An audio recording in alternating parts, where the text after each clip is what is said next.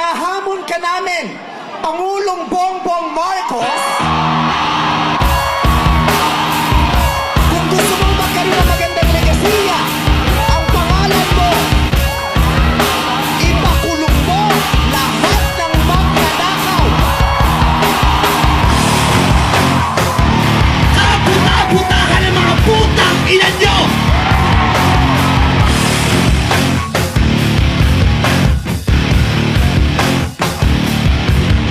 Nandyan na naman ang mga dating magnanakaw, nasa paligid ng palasyo, pumapwesto, nakikiagaw sa eksena, kalislipunan parang eksema, bumabarena sa sistema, nangongolekta ng buwis.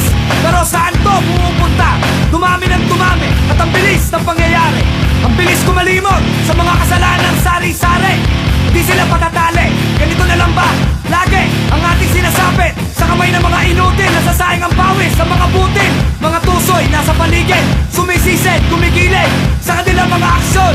Ang bayang Pilipinas ay tagilid, bungangay, lumalatay, pero ang lakad ay baluktot. Politika, salita, salita, salita, puro palusot. Mambaboto'y hinahakot at sa Diyos ay walang takot.